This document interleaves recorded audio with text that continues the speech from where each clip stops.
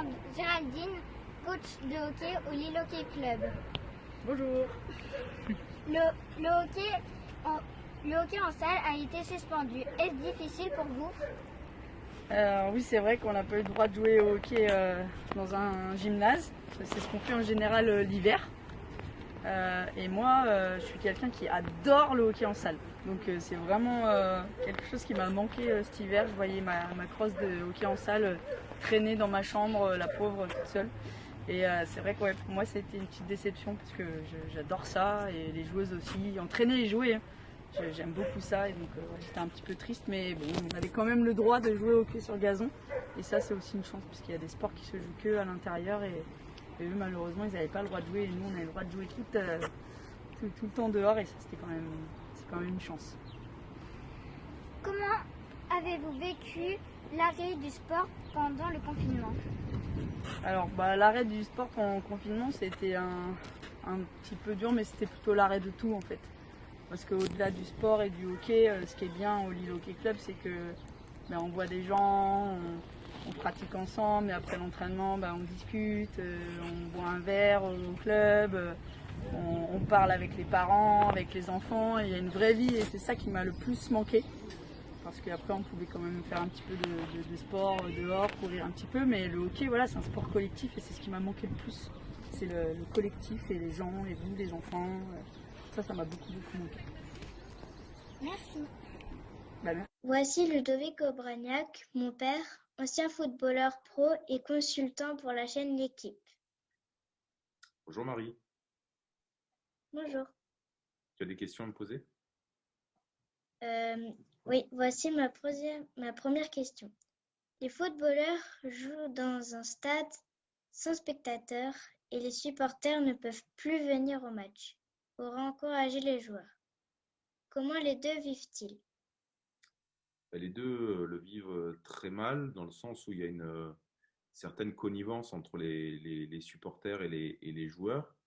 Du point de vue des joueurs, c'est difficile parce que le football, ça génère de l'émotion et l'émotion, c'est ce qui te permet parfois de te dépasser. Et on parle souvent des supporters comme le 12e homme, puisqu'on est 11 sur le terrain et comme si les supporters nous apportaient un joueur de plus parce qu'ils nous portent et ils nous donnent une adrénaline qui fait que parfois ça influe sur le résultat.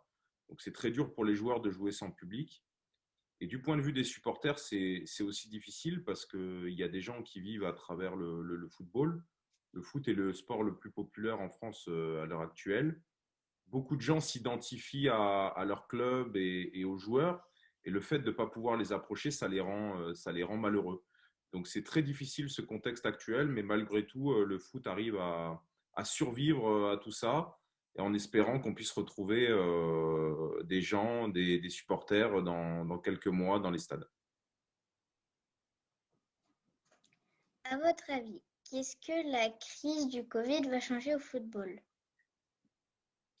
Alors ça risque de changer pas mal de choses, et notamment la gestion des effectifs. Quand je parle de gestion des effectifs, c'est-à-dire que dans un club, il y a un nombre de joueurs défini. Malheureusement, sur 25-30 joueurs, des fois, il n'y en a que 11 sur le terrain.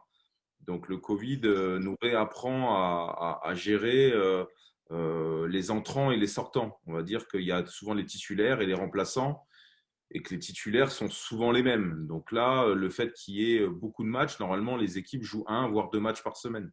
Avec le Covid, tout est compacté, donc il arrive parfois que les clubs jouent 3 matchs par semaine. Donc du coup, il faut que l'entraîneur essaye d'instaurer un turnover entre les joueurs. Il y a aussi le fait qu'avant le Covid, c'était 3 remplacements. Aujourd'hui, c'est 5. Donc, ça permet aux entraîneurs d'avoir des ressources stratégiques un peu différentes. Et sur le plan économique, ça va changer aussi beaucoup de choses puisque les clubs ont perdu énormément d'argent. Donc, il sera difficile de continuer à vivre comme ça, comme on le fait depuis plusieurs années, au-dessus de nos moyens.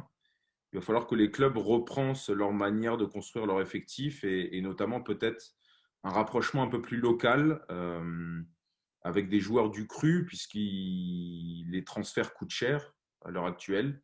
Si les clubs sont déficitaires sur le plan financier, il faudra aller chercher des joueurs dans les régions, mais ce n'est pas une mauvaise chose, puisque le foot avait perdu ce côté un peu identitaire et c'était internationalisé.